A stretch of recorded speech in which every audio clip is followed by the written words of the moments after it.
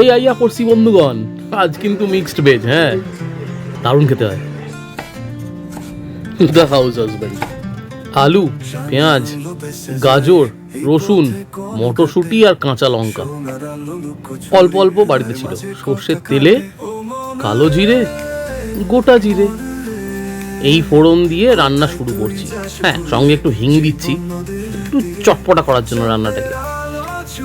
তবে হ্যাঁ, আজকে শুকনো লঙ্কা ফোড়ন দিচ্ছি না, ঝালটা বেশি হচ্ছে। আলু দিয়ে দিলাম, ডুমো ডুমো করে কেটে রাখা আলু। এই আলুটাকে বেশ খানিকক্ষণ ভেজে নেওয়ার পরে এর মধ্যে আস্তে আস্তে যোগ করবো আমরা বাকি সব কিছু। তবে তার আগে যেটা খুব দরকারি সেটা হচ্ছে স্বাদ মতো নুন আর চিনি যোগ করা। আপনাদের স্বাদ মতো নুন আর চিনি যোগ করা হয়ে গেলে তারপরে তো বাকি রান্নাটা একেবারেই সহজ হয়ে যায়, তাই না? এবার একটু চেরা কাঁচা লঙ্কা দিয়ে দিলাম। আগে আমি চেরা কাঁচা লঙ্কাটা দিচ্ছি তার কারণ এই যে ঝালটা কম হয়, আপনারা চাইলে এটা পরেও দিতে পারেন।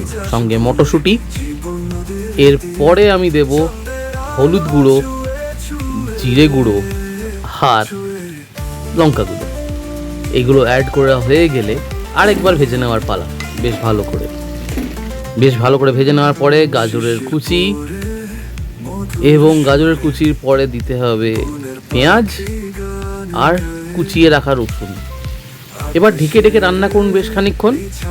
সব কিছু সেদ্ধ হয়ে গেলে নামিয়ে ফেলুন, জল দেওয়ার দরকার নেই। রুটি বলুন, পরোটা বলুন বা ভাত বলুন, সব কিছুর সঙ্গে এটা এত সুস্বাদু লাগে না মশাই, কিছু বলার নেই। জাস্ট হেভি টেস্টি মাইরি। সঙ্গে থাকতে ভুলবেন না। ভালো থাকুন, সুস্থ থাকুন।